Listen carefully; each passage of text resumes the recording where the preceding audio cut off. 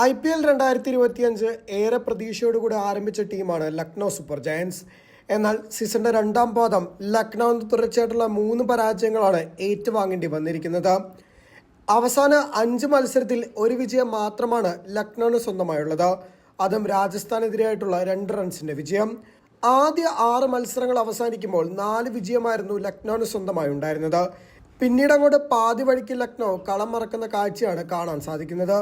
തുടർച്ചയായിട്ടുള്ള 3ാമത്തെ പരാജയം പോയിന്റ് പട്ടികയിൽ പ്രതീക്ഷകളുടെ അവസാനത്തിലേക്ക് തന്നെ ലക്നൌവിനെ എത്തിച്ചിരിക്കുകയാണ്. ഇതോടെ പ്ലേ ഓഫ് പ്രതീക്ഷകളും ഏകദേശം അവസാനത്തിന്റെ വക്കിലായി. അതിന് ഏറ്റവും വലിയ കാരണമായി പറയുന്നത് റൺ റേറ്റ് ആണ്. -0.469 ആണ് ലക്നൌവിന്റെ റൺ റേറ്റ്. താരങ്ങളുടെ പ്രകടനം തന്നെയാണ് ലക്നൌവിനെ പിന്നോട്ടടിക്കുന്നതിൽ പ്രധാന പങ്ക് വഹിച്ചത്. ആദ്യ 6 മത്സരങ്ങളിലും അതിഗംഭീര പ്രകടനം കാഴ്ചവെച്ച നിക്കോളാസ് പൂറന് രണ്ടാം പാദത്തിൽ മികച്ച പ്രകടനം പുറത്തെടുക്കാനായില്ല. മാത്രമല്ല മിച്ചൽ മാർഷിനും വേണ്ട പോലെ റൺസ് കണ്ടെത്താൻ സാധിക്കാത്തതും പ്രധാന ദൗർബല്യമാണ്. ഋഷഭ് പന്ത് സീസണിൽ ഉടനീളം മോശം ഫോമിലാണെന്നുള്ളതും ലക്നൌവിനെ പിന്നിലോട്ട് വലിക്കുന്ന പ്രധാന ഘടകങ്ങളിലൊന്നാണ്. മയങ്ക് യാദവ് തിരിച്ചെത്തിയിട്ടും പഞ്ചാബ് കിങ്സുമായുള്ള മത്സരത്തിലെല്ലാം റൺസ് വഴങ്ങി.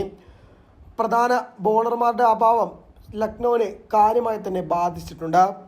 ഏറ്റവും മികച്ച രീതിയിൽ ലക്നൌവിൽ വേണ്ടി ഉടനീളം കളിക്കുന്നത് ആയുഷ് ബദോണിയും അബ്ദുൾ സമദുമാണ്. ഈ 2 യുവതാരങ്ങളാണ് കൺസിസ്റ്റന്റായി ലക്നൌവിന് വേണ്ടി മികച്ച പ്രകടനം കാഴ്ചവെക്കുന്നത്. ഡേവിഡ് മില്ലറും ഏകദേശം നിറം മങ്ങിയ അവസ്ഥയിലാണ്.